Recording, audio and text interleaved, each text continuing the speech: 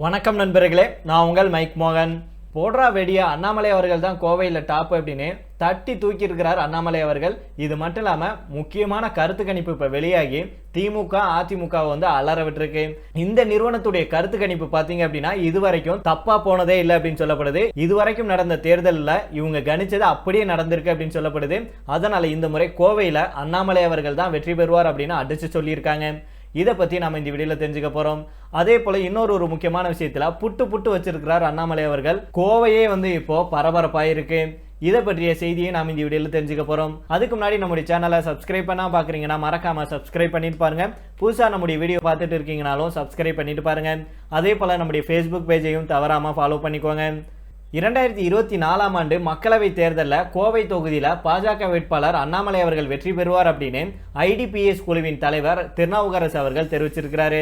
கோவை பத்திரிகையாளர் மன்றத்தில் கோவை மக்களவை தொகுதியின் கருத்து கணிப்பு குறித்து செய்தியாளர்கள் சந்திப்பு நடைபெற இருந்த நிலையில மாவட்ட நிர்வாகம் வந்து அதற்கு எதிர்ப்பு தெரிவித்ததுனால பத்திரிகையாளர் மன்றத்தை விட்டு வெளியே வந்து சாலையோரத்தில் நின்று ஐடிபிஎஸ் நிறுவனத்தின் தலைவர் திருநாவுக்கரசு அவர்கள் செய்தியாளர்களை சந்திச்சு பேசினாரு. இவர் போட்ட வீடியோவை நாமளும் காலையில் பார்த்தோம் நண்பர்களே. அதாவது பார்த்தீங்க அப்படின்னா இத்தனை ஆண்டுகளாக இவர் வந்து கிட்டத்தட்ட 48 கருத்து கணிப்பு வந்து செஞ்சிருக்கிறேன் அப்படின்னு சொல்லியிருக்கிறாரு. இந்த வருஷம் மட்டும் இல்லாமல் இதுக்கு முன்னாடி நடந்த தேர்தல்களுடைய கருத்து கணிப்பையும் இவர் வந்து எடுத்து சொல்லியிருந்திருக்கிறாரு.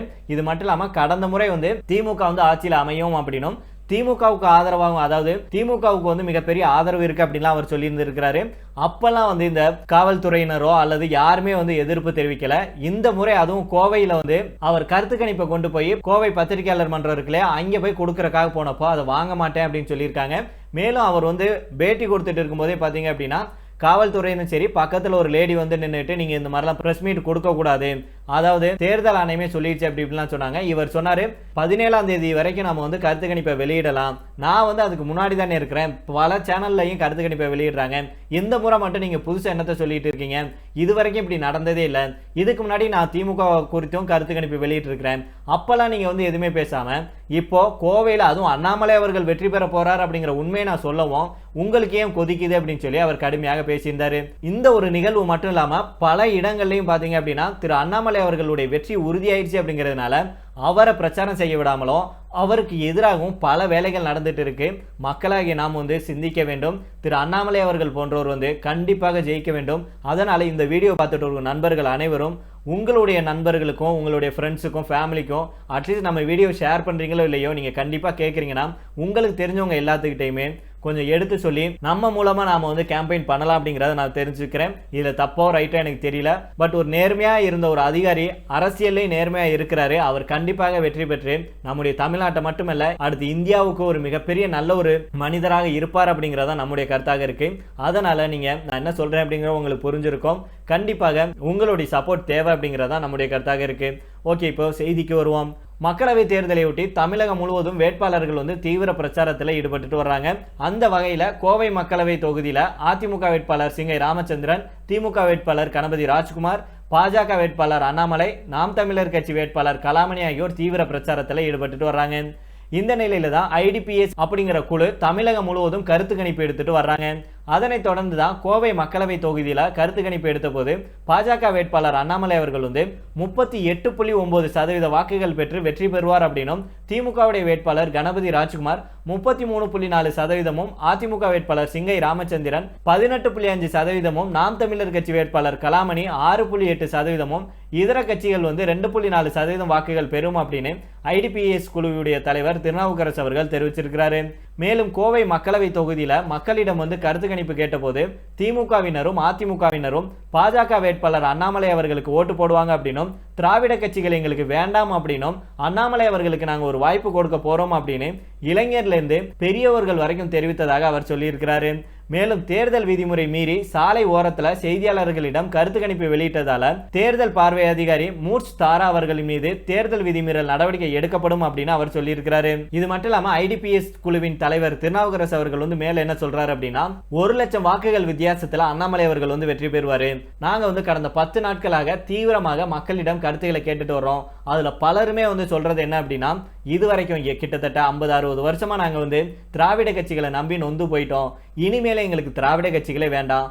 அதனால இந்த முறை நாங்க அண்ணாமலை அவர்களுக்கு வந்து வாய்ப்பு கொடுக்க போறோம் அப்படின்னு சொல்லியிருக்காங்க அப்படின்னு அவர் சொல்லியிருக்கிறாரு. இது மட்டும் இல்லாம அவர் ஒரு முக்கியமான விஷயத்தை சொன்னாரு. இதுக்கு முன்னாடி வரைக்கும் நான் திமுக சம்பந்தமாக கணிச்சிருக்கிறேன், இவங்க தான் வெற்றி பெற போறாங்க அப்படின்லாம் நான் சொல்லியிருந்தேன். அது சரியாக நடந்திருக்கு. இப்போ நான் அண்ணாமலை அவர்கள் வந்து கண்டிப்பாக ஜெயிப்பார் அப்படின்னு சொல்றேன். அது கண்டிப்பா நடக்கும்.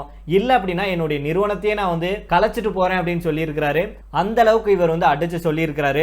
இருந்தாலும் மக்களாகிய நாம் அனைவருமே ஒரு மிகப்பெரிய சப்போர்ட்டை வந்து அண்ணாமலை அவர்களுக்கு கொடுக்கணும். அதனால வருகிற 19ஆம் தேதி நாம் எல்லோரும் ஒரு நல்ல முடிவை எடுப்போம் அப்படின்னு நான் மட்டுமல்ல, திரு அண்ணாமலை அவர்களும் கண்டிப்பாக காத்துட்டு இருப்பாரு. ஜூன் 4 அண்ணாமலை அவர்களுடைய பிறந்த நாள். அன்னைக்கு நாம அண்ணாமலை அவர்களுக்கு ஒரு மிகப்பெரிய இன்ப அதிர்ச்சி கொடுக்கணும் அப்படிங்கிறதா நம்முடைய கருத்தாக இருக்கு. நீங்க என்ன நினைக்கிறீங்க அப்படிங்கறத கமெண்ட் பாக்ஸ்ல சொல்லுங்க. இதை தொடர்ந்து அண்ணாமலை அவர்கள் வந்து பொங்கி எழுந்து பேசி இருக்கிறாரு. இது என்ன அப்படிங்கறத தெரிஞ்சுக்கலாம். அதாவது தேர்தல் விதிகளை மீறியதாக போலீசார் அவர்கள் சொன்ன நிலையில கோவை பாஜக வேட்பாளர் அண்ணாமலை அவர்கள் நேற்று இரவு திடீரென சாலை மறியல் போராட்டம் முன்னெடுத்தாரு. இதனை அடுத்து திரு அண்ணாமலை அவர்கள் மேல போலீசார் வழக்கு பதிவும் செஞ்சிருக்காங்க. பாஜக மாநில தலைவர் அண்ணாமலை அவர்கள் கோவை லோக்சபா தொகுதியில இந்த முறை வந்து போட்டியிடுறாரு. அண்ணாமலை அவர்கள் போட்டியிடுறதுனாலேயே கோவை தொகுதி தேசிய அளவில் கவனத்தை பெற்றிருக்கு. சொந்த மாவட்டம் அப்படிங்கிறது மட்டும் இல்லாம மாநில தலைவர் அப்படிங்கிறதுனாலையும் இந்த முறை தேர்தலில் வெற்றி பெற்றாக வேண்டிய கட்டாயமும் நெருக்கடியும் அண்ணாமலை அவர்களுக்கு ஏற்பட்டிருக்கு. இதனால தீவிரமான பிரச்சாரத்தை செஞ்சுட்டு வர்றாரு. அந்த வகையில தான் நேற்றைய தினம் திரு அண்ணாமலை அவர்கள் மற்றும் பாஜகவினர் கோவையில பல இடங்கள்ல தீவிர பிரச்சாரம் செஞ்சுட்டு வந்தாங்க. அதுக்கப்புறமா கார்ல அண்ணாமலை அவர்கள் சூலூரை நோக்கி சென்று கொண்டிருந்தாரு. அப்போது திடீரென இங்கே சென்ற போலீசார் அண்ணாமலை அவர்களுடைய காரை தடுத்து நிறுத்தினாங்க. காரை நிறுத்தின மட்டும் இல்லாம சாவியையும் பிடுங்கி இருக்காங்க. எதுக்காக காரை நிறுத்துறீங்க அப்படின்னு அண்ணாமலை அவர்கள் கேட்டிருக்கிறாரு. அதுக்கு போலீசார் வந்து இரவு 10 மணிக்கு மேல பிரச்சாரம் செய்யக்கூடாது, அதனாலதான் காரை வந்து நாங்க தடுத்து நிறுத்தணும் அப்படின்னு போலீஸ் சொல்லியிருக்காங்க. இதை கேட்டதுமே அண்ணாமலை அவர்கள் ஆவேசமாயிருக்கிறாரு. உடனே கார்ல இருந்து அண்ணாமலை அவர்கள் கீழே இறங்க போலீசார் கூட வாக்குவாதம் செஞ்சிருக்கிறாரு.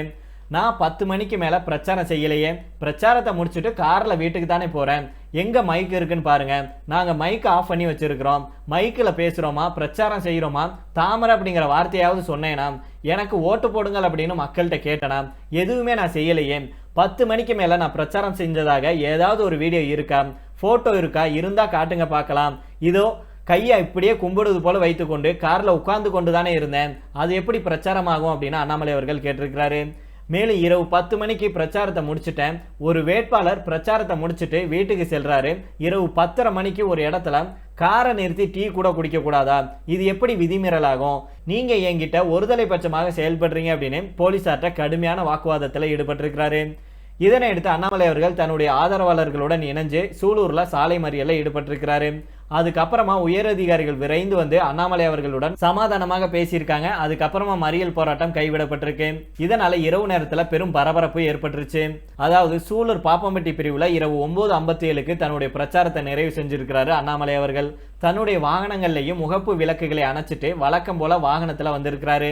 மைக்கு ஸ்பீக்கர்கள் எதுவுமே வந்து பயன்படுத்தல. ஆனா காமாட்சிபுரம் பகுதியில் வாக்காளர்களை பார்த்து கையசைத்தபடியே வாக்கு கேட்டு வந்ததாக சொல்லப்படுது. இரவு 11 மணி வரை அப்படியே வந்து உட்கார்ந்து இருந்ததுனால கோவை திருச்சி சாலையில 1 மணி நேரம் போக்குவரத்து பாதிப்பு ஏற்பட்டிருக்கு. அதுக்கப்புறம் தான் போராட்டத்தை கைவிட்டிருக்கிறாரு திரு அண்ணாமலை அவர்கள். அதே போல செய்தியாளர்களிடம் பேசும்போது அண்ணாமலை அவர்கள் என்ன சொன்னார்னா, கோவையிலிருந்து 40 கிலோமீட்டர் தூரத்துக்கு வந்து நான் பிரச்சாரம் செஞ்சிருக்கிறேன். 10 மணிக்கு பிரச்சாரத்தை முடிச்சுட்டு எப்படி நான் கோயம்புத்தூருக்கு போவேன், காவல்துறை போகக்கூடாது அப்படின்னு சொல்றாங்க, அதனால தான் நான் நடந்து கோயம்புத்தூருக்கு போயிட்டு இருக்கிறேன். சில கட்சிகளுடைய பணத்தை டிரான்ஸ்போர்ட் பண்ணுவதில் தான் காவல்துறையுடைய கவனம் முழுமையாக இருக்கு. அந்த பணத்தை வண்டியில வச்சு பங்கிடுறாங்க. ஏற்கனவே நான் சொல்வது போல பண பங்கீடுகளை யாரும் தடுக்க போறதில்லை. கடந்த முறையும் போது இதே கேள்வியை தான் காவல்துறையிடம் கேட்டேன். நான் விதிமீறல் செய்தேனா, பிரச்சாரம் செய்த வீடியோ இருக்கா அப்படின்னு ஆதாரம் கேட்டேன். 9:58க்கே மைக் ஆஃப் பண்ணிட்டு வண்டிக்குள்ள தான் உட்கார்ந்துருந்தேன். மக்களை சந்திக்காம போனா கெட்ட பெயர் எனக்கு வருமா போலீஸுக்கு வருமா, எங்க வண்டியை நடு ரோட்ல தடுத்து நிறுத்தி வண்டியை விடமாட்டேன் அப்படின்னா எப்படி போறது, வண்டியில பிஜேபி சின்னம் இருக்கு, அதனால வண்டியை யார் பார்த்தாலும் கை காட்ட தான் போறாங்க. நான் விதிமீறல் செய்ததாக காவல்துறை நியாயப்படுத்துறாங்க. ரூல் புக் எங்கேன்னு காட்டுங்க, ரோட்ல நான் நடந்தாலே பிரச்சாரம் அப்படிங்கிறாங்க. திமுகவுடைய தோல்வி பயத்துல அண்ணாமலை முகத்தை வெளியில காட்டக்கூடாது அப்படின்னா எப்படி அப்படின்னு கேள்வி எழுப்பி இருக்கிறாரு அண்ணாமலை அவர்கள். இதுதான் உண்மை. அண்ணாமலை அவர்களுடைய வெற்றி வந்து உறுதியாயிடுச்சு.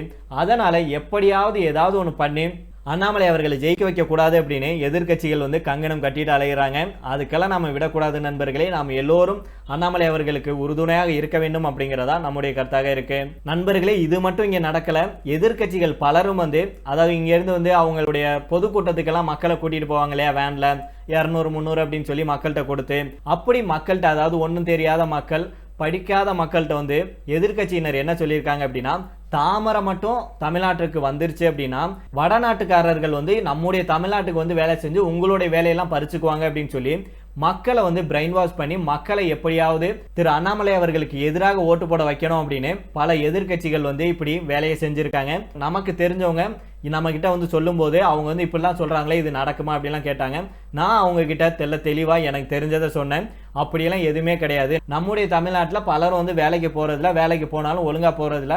அங்கேருந்து அவங்க பொழப்பு தேடி வர்றாங்க, அவங்களுக்கு நம்ம வேலை தான் கொடுக்குறோம். ஏன் எதிர்க்கட்சியில வந்து பலரும் வந்து பிசினஸ் பண்ணுவாங்க, அவங்களுடைய பிசினஸ்லயே வந்து இந்த மாதிரி வடநாட்டவர்களை வச்சிருப்பாங்க. அவங்கள இல்லைன்னு சொல்லுங்க பார்ப்போம். இதெல்லாம் வந்து உங்களை எப்படியாவது ஏமாத்தி அவங்களுக்கு ஓட்டு போட வைக்கணும் அப்படின்னு சொல்லி பண்ணிட்டு இருக்காங்க. அதனால நீங்க அதெல்லாம் நம்பாதீங்க. ஏற்கனவே அண்ணாமலை அவர்கள் வந்து சொல்லிட்டாரு, இன்னும் ஒரு சில வருடங்கள்ல இங்க இருக்கும் வடநாட்டவர்கள், அதாவது தமிழ்நாட்டில் இருக்கிறவங்க அவங்கவுங்க ஊருக்கு போய் அவங்கவுங்க வேலையை பார்க்க போறாங்க. அதுக்கப்புறம் தமிழ்நாட்டில் வேலை பார்க்கறதுக்கு ஆளே இருக்காது அப்படின்னு சொல்லியிருக்கிறாரு. அது கண்டிப்பாக நடக்கும். அதனால இதெல்லாம் நீங்க மனசுல வச்சுக்கிட்டு நீங்க யாருக்கு ஓட்டு போடணும் அப்படிங்கறத மறந்துட்டு பழையபடி போயிட்டு திராவிட கட்சிகளுக்கு போட்டுறாதீங்க அப்படின்னு என்னுடைய சார்பாக நான் அவங்களுக்கெல்லாம் சொல்லியிருக்கிறேன். அதனால இது போல பல செய்திகள் நம்முடைய காதுக்கு எட்டுது. எப்படியாவது அண்ணாமலை அவர்களை தோற்கடிக்க வேண்டும், பிஜேபி வந்து ஜெயிக்க விடக்கூடாது அப்படின்னு கங்கணம் பட்டிட்டு அலைகிறாங்க. கண்டிப்பாக இது எல்லாத்துக்கும் ஒரு முற்றுப்புள்ளி வைத்து ஜூன் 4ஆம் தேதி அண்ணாமலை அவர்கள் வெற்றி பெற வேண்டும் அப்படிங்கிறதா நம்முடைய கருத்தாக இருக்கு. நீங்க என்ன நினைக்கிறீங்க அப்படிங்கிறத கீழே உள்ள கமெண்ட் பாக்ஸில் சொல்லுங்க நண்பர்களே. மீண்டும் நாளை வேறொரு செய்திகளுடன் உங்களை சந்திக்கிறேன். நன்றி, வணக்கம்.